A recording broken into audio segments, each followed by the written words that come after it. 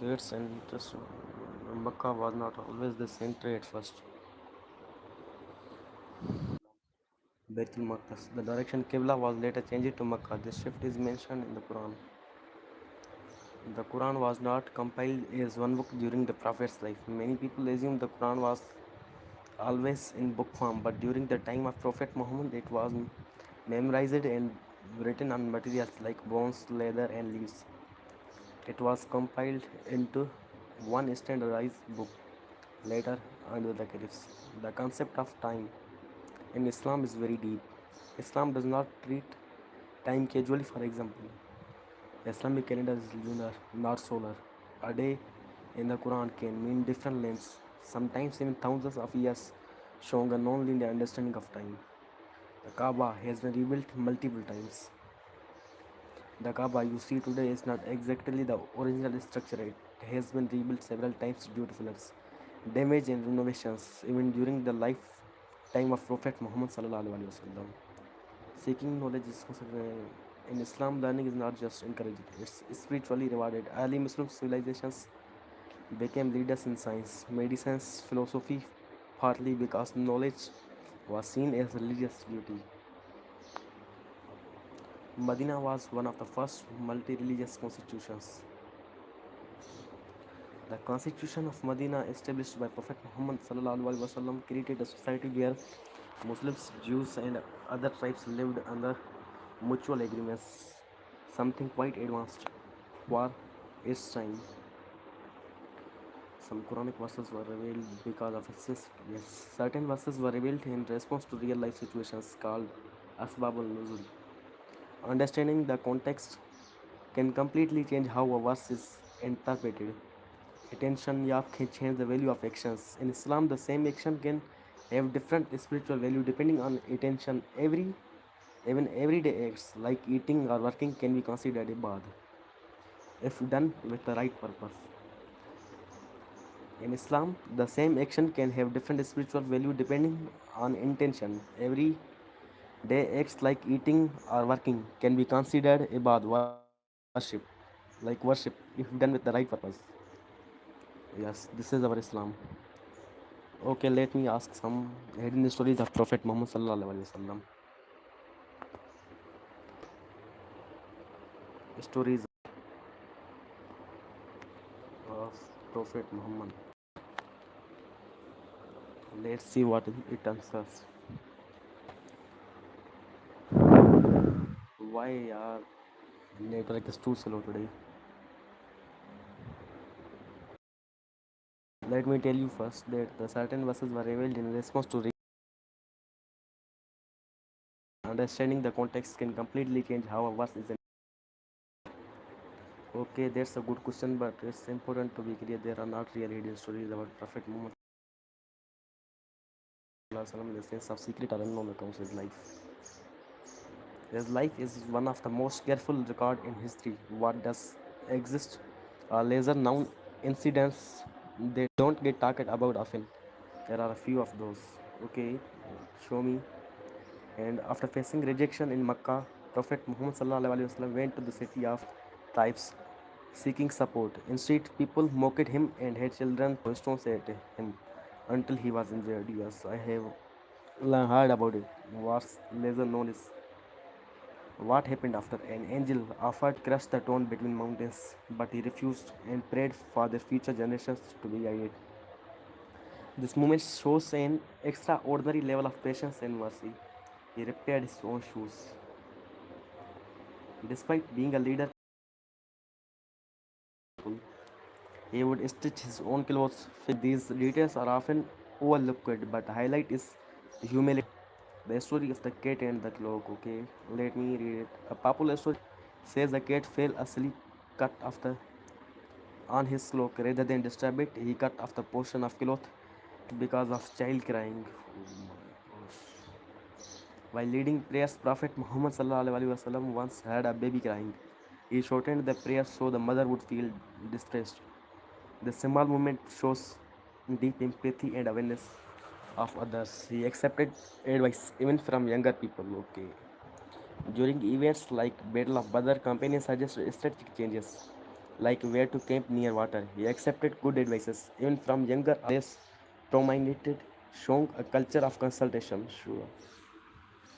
Months passed without cooking fire in his home. It's reported that sometimes weeks or even a month would pass in his household without a fire being lit for cooking. They would live on dates and water. Wow. This was not due to lack of access, but a choice of simplicity and detachment from luxury. He stood up for a Jewish funeral. Oh. When a funeral passed by, he stood up in respect. Someone said it was a Jewish, and he replied, "Was it not human soul?" This moment highlights respect for human. Okay, rare emotional moments from life. Okay, let me ask this.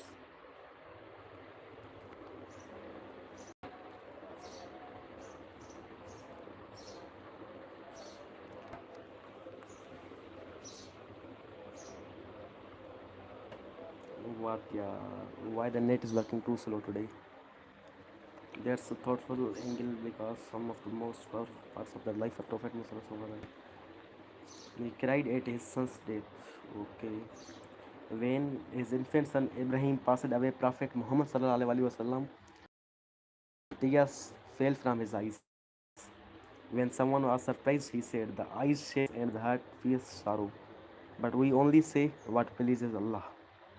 This shows that Islam does not deny grief. It teaches balance, feeling pain without losing faith. He wept during night praise for his ummah, a night tahajjud. He would stand in prayer for long periods, sometimes crying while making dua for his ummah. He was not just a leader, he carried deep concern and love for people, even those he would never meet. The day he was overwhelmed by revelation. During the first revelation in the cave of Hira, he was deeply shaken and afraid. He returned home trembling and asked to be covered. Okay, let me tell something that everything that I am telling you is that ChatGPT is telling me. I am not 100% confirmed is this is true or not. Okay, this moment shows that even assumed responsibility came with every human feelings, fear, awe, and uncertainty at first. The year of sorrow, Amul Hozan.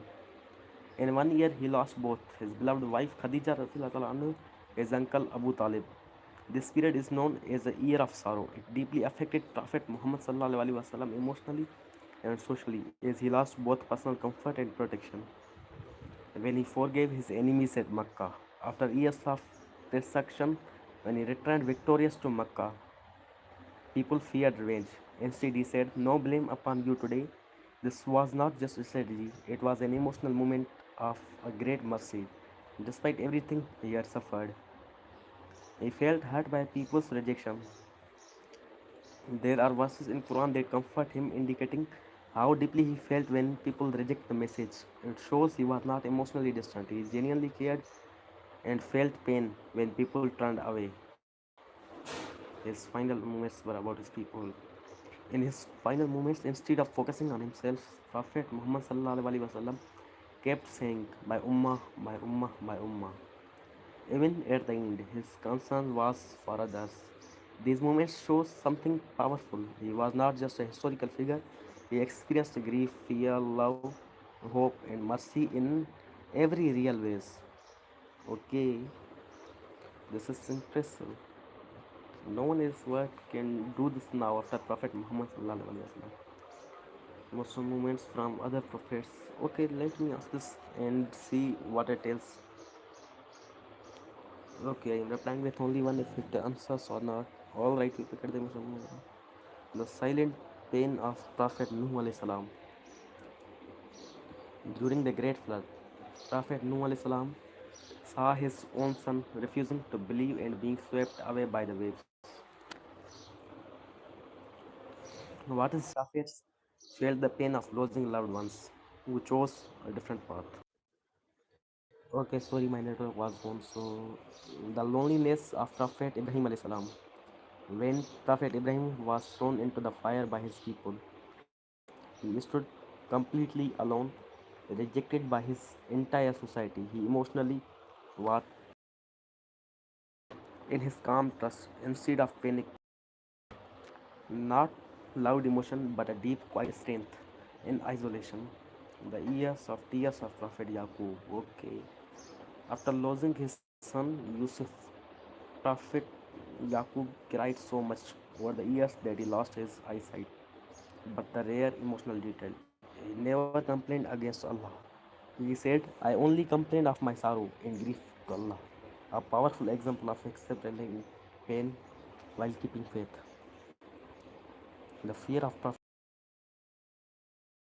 People often imagine prophets as fearless, but Prophet Musa felt fear at times. I don't know anything about it, it's just I tell you this.